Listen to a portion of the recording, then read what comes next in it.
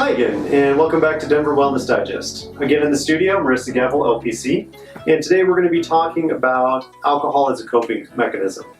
A lot of us have really been drinking more than normal during this pandemic. While we were first quarantined, and for those of us working at home, you might even remember when the shutdown first occurred. Here in Denver, there were lines around the block at every liquor store. We laugh now because it was hilarious, wasn't it? Yeah, the aerial photos of you would have thought they were in line for the Beatles. Yeah, exactly. People, I don't know if it was fear or what. Anyway. You're tapping into something there. Yeah. Either way, they ended up having to allow liquor stores and marijuana dispensaries to stay open throughout the quarantine. Yeah, how long did that last? Like a couple hours before you had to go back and reverse it? Yeah. It was something to see, that's for sure. So, some of those reasons might be we're all really stressed out, right? We're spending a lot of time alone, or maybe even with roommates who we have a good relationship with, but there's some social friction that starts to occur, right? Even those of us that have broke little roommates, sometimes, that third episode of Mickey Mouse Clubhouse yes. takes a little red wine. Yes. So yeah, I feel like a lot of us were just doing the best we could, and it felt like, alcohol was a great way to survive part of that frustration and anxiety of being in the quarantine. Yeah. And so you had mentioned survival and self-talk, and I really want to go ahead and address that further and talk more about it. Yeah, definitely. I think, when we even put something like alcohol into the category of survival mode, big red flags, and it doesn't necessarily mean that you're imbibing and drinking a lot, but if that is your first thought that I need this to survive, that's what we would call a cognitive distortion. That's a distorted thought. It's not true. But if you've had a lot of practice there and that becomes a routine, you're building a pathway in the brain that says alcohol, happiness, alcohol, rest, alcohol, tune out those little kids you were talking about. So it's a neural pathway that gets a lot of tread. And if we're not kind of examining that self-talk and looking at those neural pathways and challenging them, that it does become a survival skill because it's innate. It's what we go to, A plus B, hard day, Friday equals happy hour. And that's just how it goes. Yeah. And we've talked a lot about it offline. I've really tried to cut down on my drinking. I was probably drinking 2 or 3 pretty strong beers every night when I went home. And I don't think it was actually benefiting me at the end of the day. And so I started making the conscious decision to reframe my thoughts and say, now I have a soda instead. And for me, that's kind of like the treat. Yeah. But I really like how you said that. You make that neural pathway Friday, cocktail time. Yeah, right? you don't even say, it's not a second thought. Yeah, wine 30. Totally. And, to varying degrees, you can incorporate alcohol in your life. We're not here to say everybody needs to stop drinking. The risky part becomes when you're listening to that self-talk and there is no challenging it to say, wine 30, is that my best choice right now? I haven't eaten all day. I haven't really had much water, but that's challenging. And if we don't give ourselves that space, that automatic talk and the automatic thought and the self-talk are going to be what makes our decisions for us. Well, and in a time like the pandemic too, most of us weren't challenging much because we were just trying to survive, as you said. Well, and I think, one of the reasons I asked you to come on and talk about this in the first place was that as people are starting to return back to work, these habits are going to have to shift, right? Like, it's not going to be okay to have a glass of wine anymore at 2 o'clock, in between calls. Right. And so I'm genuinely concerned for people that are going to have to really have some adaptive skills to transition out of those habits. Absolutely. And so I really love this idea of like the self-talk, those self-conversations, because I think we can all recognize when you have those little conversations of like, ooh, man, it'd be really good right now, a whiskey drink. And having to say like, well, but didn't I want to actually do something tonight, like productive? Right. Well, and I love the way you did like kind of the little evil guy, because when we think about our self-talk, there's a cliche, the good wolf, the bad wolf, the angel and the devil, and all of that. And which one you feed is who's going to run things. Same thing.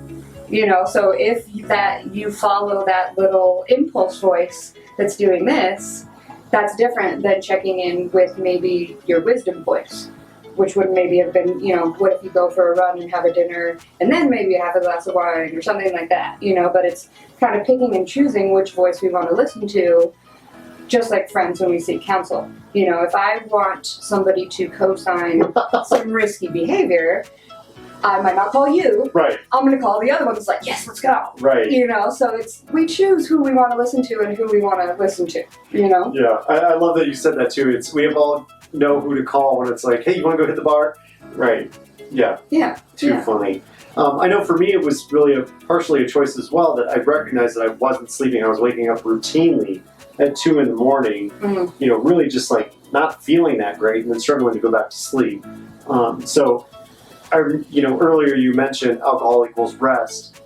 For me, that just through experience kind of got dissociated, and that's where I really said, maybe I'll change things up a little bit. Yeah. Well, and you used a great term there too, because if alcohol is the association we make with sleep, that's what's happening up here. Right. Those loose associations are how those neural pathways are built.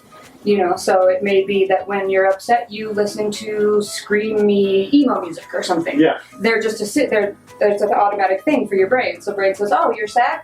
I know what you should do. Same thing with those. But we can train ourselves to challenge those things and examine those looser associations, like you said. Like previously, yeah, alcohol was a way to decompress and sleep. But when you start to see that it's not doing what you thought it would, you can associate it with something else. So it's a process of really challenging those automatic thoughts and really self-exploration, kind of wondering why you do what you do every once in a while. That stop and think like, why am I doing this? And do I want to be doing this? And should I be doing this? You can take it and keep going, so it's that challenging and not always listening to the first thought. And so what's a really good way to challenge myself then? I love everything you just said. It makes so much sense. Really examining, like, why do I feel like I need a cocktail right now? Or why am I thinking that that's the best way to unwind? Mm-hmm. What are some things that I might be able to replace that with? Right, yeah. So healthy coping skills, right? That's looking at the first thing that we want to do is look at what we need. So I'll tell clients, start here or start there, move one way or the other, and check in with all your systems and see what it needs. Are you grumpy because you're hungry? Are you tired because you're hungry? Are you thirsty? Do you need water? And that's actually why you're thinking about alcohol. You really just need to drink some water. But it's looking at your systems at the most basic human level and trying to meet those needs before you do meet the need that you think you have, if that makes sense.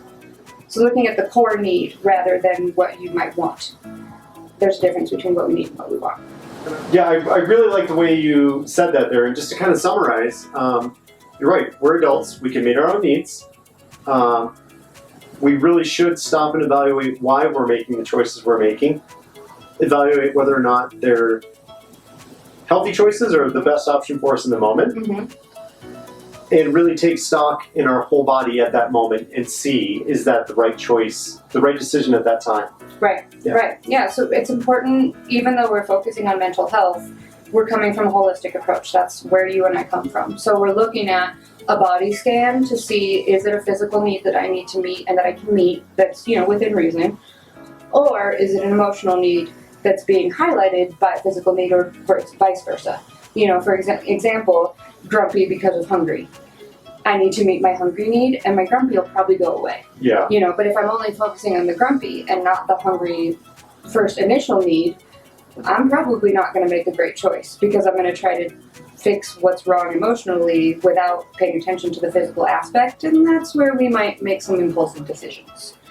Gotcha. So having a more holistic approach to what you're feeling and really considering how it's all connected helps us make healthier, sustainable choices and combat some of that impulsivity that most of us will get into when it comes to drugs, alcohol, sex, and rock and roll.